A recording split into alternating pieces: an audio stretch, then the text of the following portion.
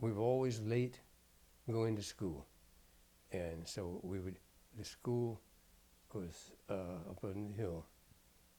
And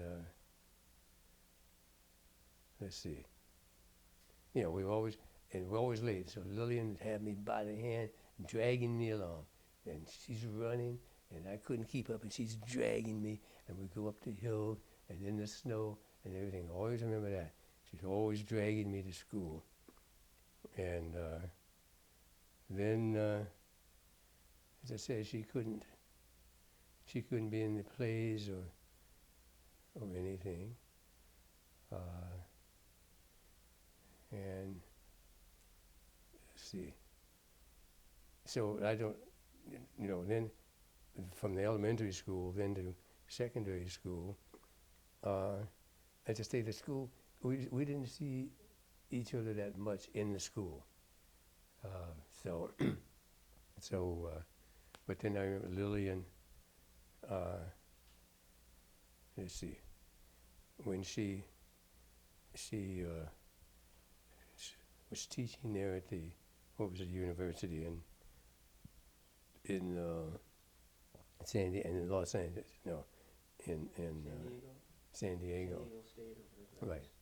And she was teaching there, and then she got a request to go to Kenya to help set up this university.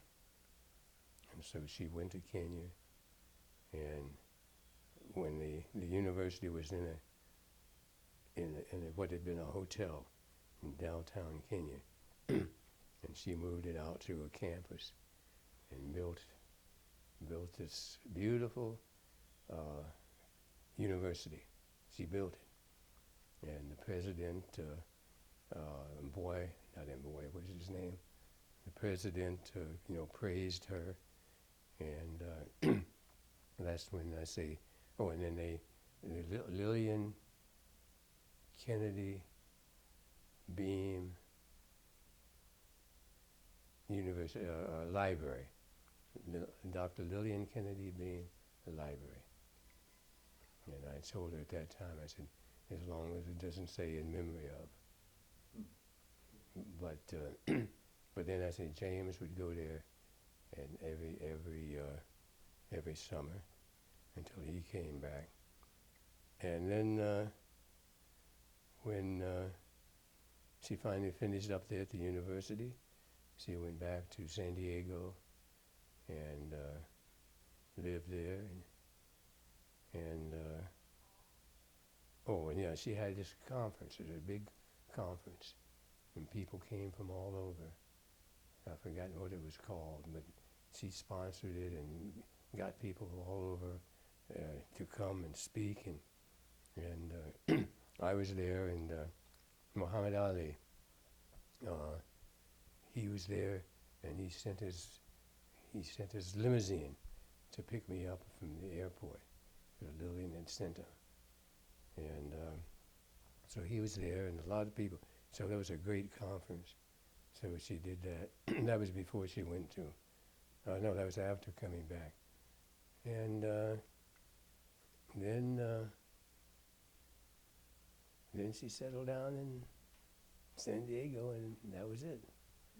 You always talked about Lillian and her grades. Yes. However you like to Well, take it. Lillian and her. Oh yeah, that's great, because Lillian, in those days you got grades. You didn't get A's and B's, you got grades. Lillian never had a grade lower than 95. Let's go back to the screen. In those days. In those days, you didn't get A's and B's and so on. You got a letter, a number, and she never had a grade card that was less than 95 and up, all through school. And when she was in about the 4th grade or 5th grade, she had all these 95s and 98s, and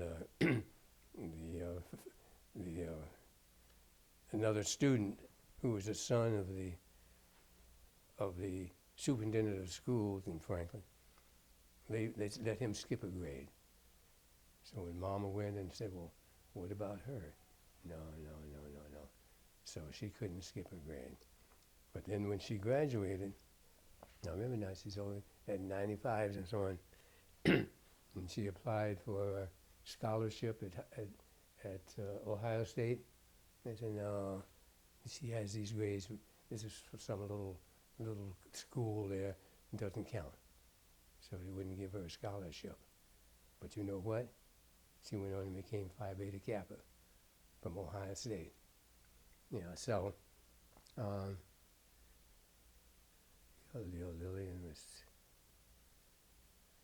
quite a person. They always talk about how extremely smart she was. Yeah. She knew everything. Oh, and then when where was it? We were in. We were in school, and it was in somewhere in Africa, and oh no, that was at Howard, and the professor. Now she's getting all A's, and I'm getting C's, and barely escaping D's. But I was playing basketball. That was the excuse. But so one day the professor said, "He can't be your brother. He can't be your brother," implying I'm dumb. But Was this at Howard or high school? no, this was at Howard. Okay. Right. Yeah. Okay, so we'll take a break here, because we've kept you going a long time, let you get something to eat. When we come back, we're almost finished. When we come back, we'll do Irene, we'll do Mary, and then we'll do just a couple things of you talking to the next generation, and then we'll be finished with